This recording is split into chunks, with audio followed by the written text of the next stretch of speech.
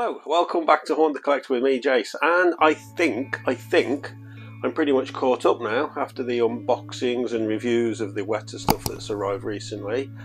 So yeah, and I was just thinking of a video to do because I haven't as yet had the shipping notification for alerts. So he should be shipping any day now, but as of yet he's not been shipped. So anyway, I was just going through my head of a video to do, and I came up with the idea of, because I currently have I'm talking about major pieces, two major pieces from Weta and two major pieces from Prime 1. Now I'm only going to do this comparison sticking to the genre of Lord of the Rings. I'm not going to go beyond that, and obviously if I get other pieces by other companies then I'll bring them into the mix as well. But I thought I'm sat here with two pieces by Weta and two pieces by Prime 1, so I thought how good would it be to sort of compare them, and who do I think's the best. Obviously I'm only going to talk about the pieces in my collection and my opinions. So yeah, so here we go. Now I'm going to sort of incorporate everything into this, so you know, ordering and shipping and import and you know the whole shebang.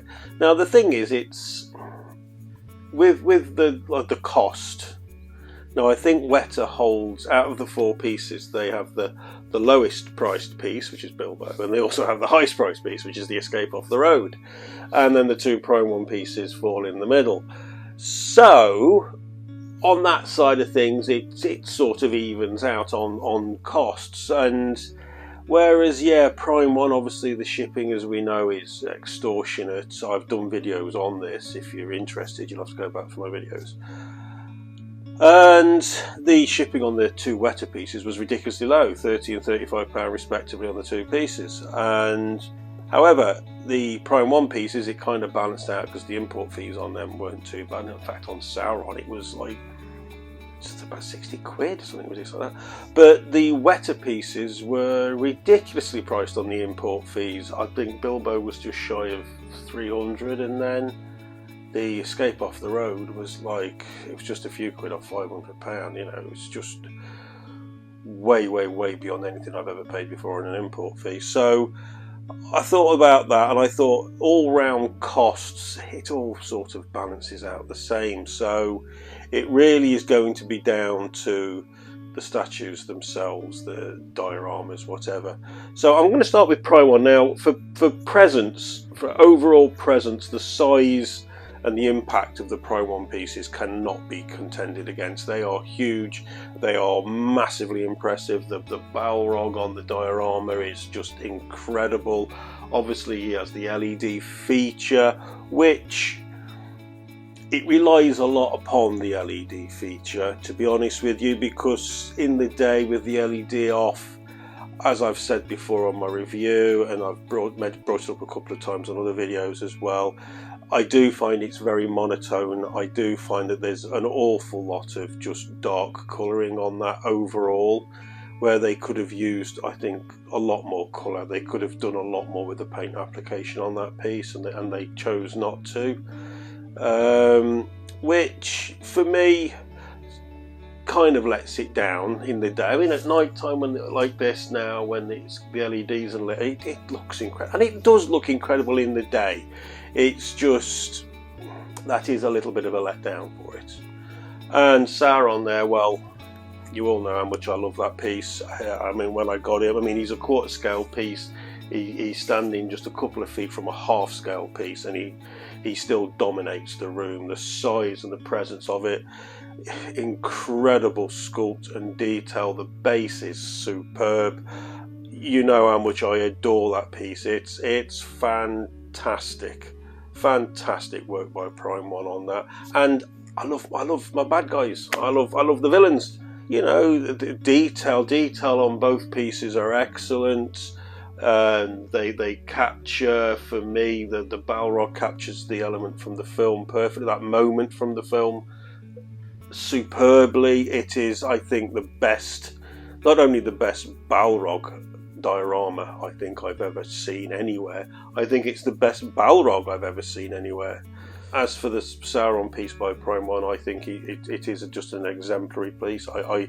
It's utterly superb. So that's the two Prime One pieces. I don't want to spend too long talking about each, otherwise this video will be ridiculously long. Now, the two Weta pieces I've got, which, you know, they're 6 scale. You know, I prefer quarter scale, third scale, half scale. I prefer the big presences. So going for the Weta pieces and having the 6 scale, you know, obviously these pieces are a lot smaller, but through being a lot smaller, it's given Weta the opportunity to be able to cram in so much more. Boy, with these two pieces, if they crammed in so much more. You know, Weta, these are the old guard. These are the originals. These are the people who worked on the film. Somebody said to me once, when you buy a Weta piece, you feel like you've got a bit of Lord of the Rings, the actual Lord. Yeah, and I know what they mean. It's New Zealand. They worked on the film. It's that slice of actual Lord of the Rings. They're hand sculpted, and with these two pieces, with both Bilbo and Escape Off the Road, I have never come across such exquisite attention to detail. Weta skimped on nothing. They didn't ignore any chance to get detail on, and I mean, even on, I've just been saying about the Balrog, about how it's mostly black. They've not done a lot of paint application. That Escape Off the Road, on the actual road part where the leaves have fallen, there's 4 or 5 colours on every leaf. You know, it's just incredible detail. And, you know, the Bilbo in Bag End, you all know I love my villains. I love the dark stuff, the sinister, mysterious, eerie, creepy. Those words are, if I read them words anywhere, I'm interested in what they're talking about. And, you know, this is Bilbo. It's in beautiful Bag End. It's idyllic. It's peaceful. So it was quite an unusual move for me to have gone for that piece. And, you know, once I got it here, if you've not seen my review, I discuss it on there in more depth. I mean, I can't stop looking at it. There's just so much detail. It is just such a fantastic piece. Excuse me. I've got frog in my throat. Yeah.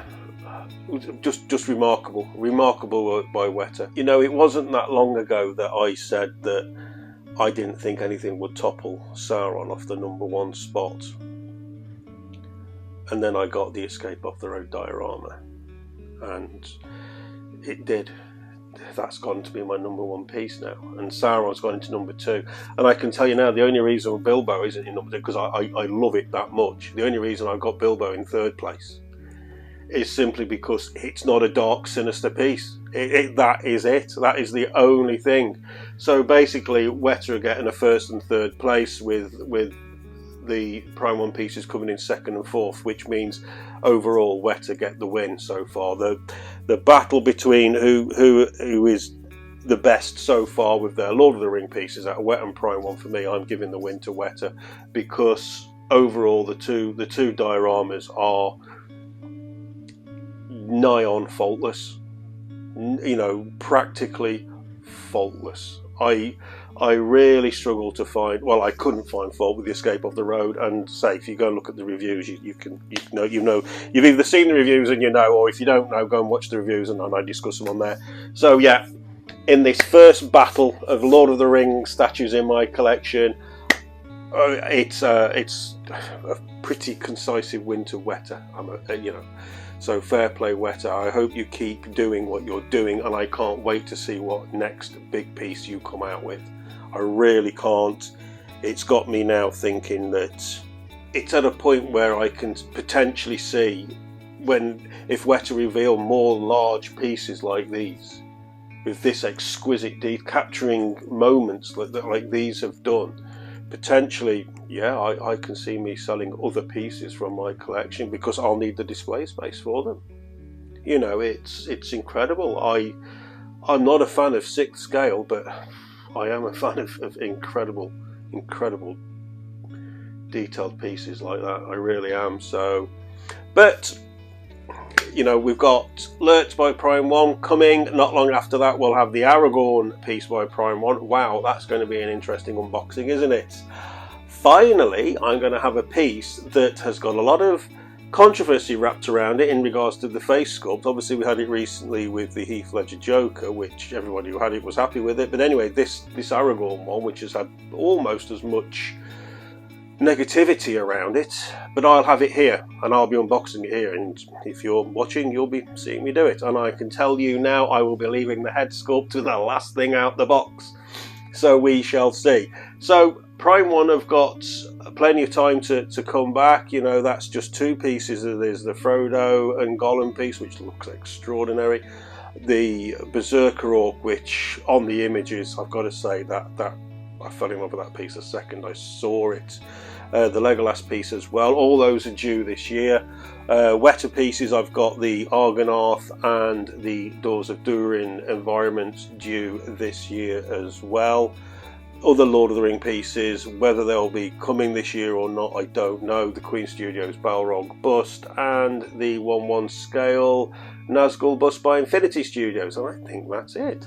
So there's quite a bit of stuff, so I'll do more of these in the future. So, but yeah, it was just this, literally I thought of this about literally about an hour ago, and I thought, oh, that's a good idea.